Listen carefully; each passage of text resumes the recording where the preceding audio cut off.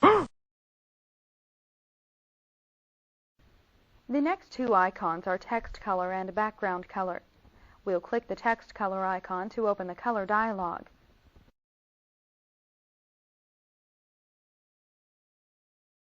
Let's choose blue and click OK.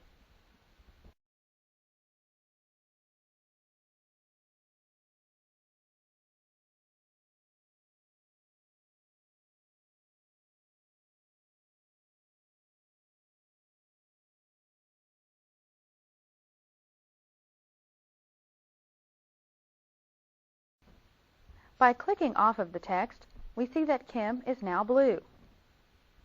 Next, we'll click the background color icon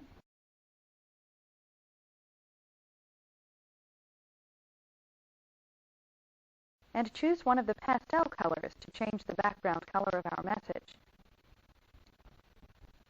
Look at the next two icons. We notice that they have down arrows displayed on them. Remember, this means that a drop-down menu will be displayed. One of the exciting new features of AOL Email is the ability to add pictures and images directly into an email message. This would be great to send photographs to friends and family. Let's click the Insert a Picture icon to open its menu. The options here are to insert a picture, background picture, or text file. We'll not insert a picture in this message, so let's press the Escape key and move on to the Favorite Places icon. We can attach a link to one of our favorite places by choosing this icon.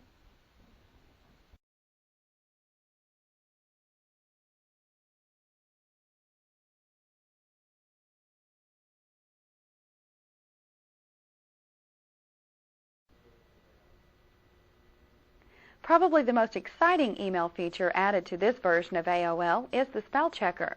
Nothing is more embarrassing than reviewing an email that has already been sent and noticing spelling errors. Everyone knows how useful the spell checker is in word processors, but just think how great it will be to spell check our email too. The last icon is probably the most exciting feature added. Let's add a misspelled word to our document so that we can use this great feature. We'll remove the first I in recipient by placing our insertion point before the letter and pressing the Delete key on our keyboard. Now let's click the spell check icon.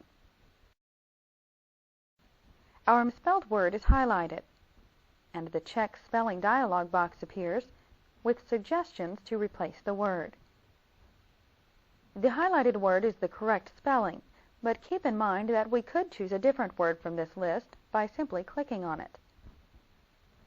There are several buttons in this dialog box, which we will quickly review.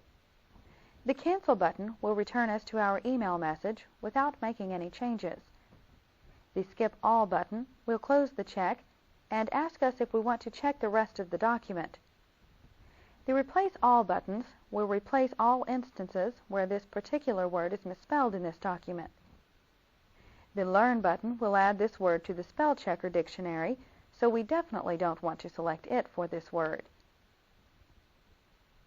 Next is the Skip button, which will skip this error and move on to the next one. Last is the Replace button, which we will click to replace the word that is highlighted with the suggested word.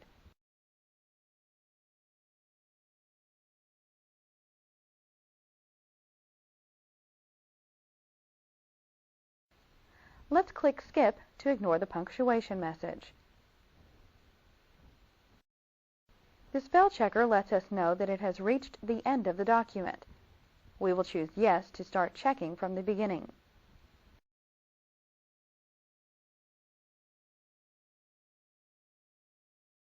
The next message lets us know that business letters require a colon be used instead of a comma in the salutation. This is a personal email, so we'll click on Skip twice. A dialog box appears, letting us know that the spell check is complete. We'll choose OK.